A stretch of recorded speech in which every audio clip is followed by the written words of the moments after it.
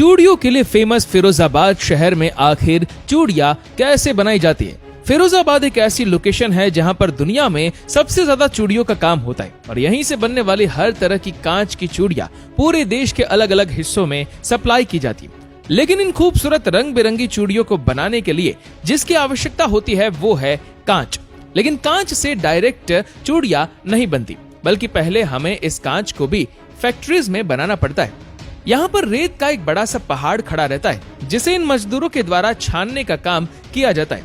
जब एक बार ये मिक्सचर तैयार हो जाता है तो इसे एक हैंडल वाले दूसरे औजार की मदद से थोड़ा थोड़ा करके भट्ठी में लेकर जाया जाता है। यहाँ आप भट्ठी को देखकर ही अंदाजा लगा सकते हैं कि ये जब दिखने में इतनी बड़ी है तो इसका टेम्परेचर कितना ज्यादा रहता होगा। भट्ठी में इस मिक्सचर को पकाने का काम लगभग 10 से 12 घंटों के लिए किया जाता है और इसके बाद बारी आती है इस पके हुए मिश्रण को भट्ठी से निकालने की, जिसके लिए एक बार फिर ये ट्रेन्ड मजदूर आगे आती है।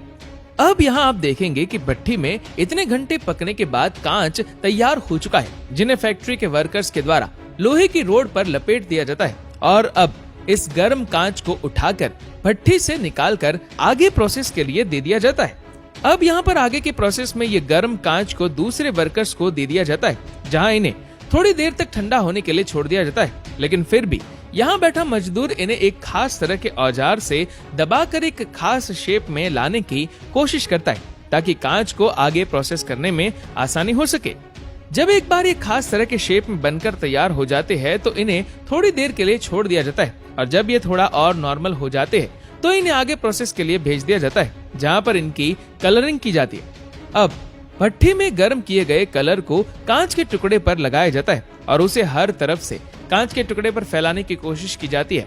जब एक बार इन पर कलर चढ़ जाता है तो अब इन्हें दूसरी भट्ठी में डाल दिया जाता है ताकि इस पर लगा कलर अच्छे से पक जाए। यहाँ पर कई अलग अलग तरह की अलग अलग रंगों की चूड़ियों को बनाने के लिए अलग अलग भट्टियां होती है, जिनमें हमें जिस कलर की चूड़ी बनानी होती है उस कलर की भट्ठी में कांच के इन टुकड़ों को डाल दिया जाता है, जिस पर कलर चढ़ाने का काम किया जाता है। जब एक बार इन पर कलर की लेयरिंग हो जाती है तो अब इन कांच के टुकड़ों को एक भट्ठी में डाला जाता है, जहाँ पर ये कांच के टुकड़े पिघलते हुए एक रस्सी के रूप में लोहे की इस मोटी रोड पर निकलते जाते हैं और यहाँ से हमें हमारी चूड़ियों का थोड़ा थोड़ा शेप मिलने लगता है।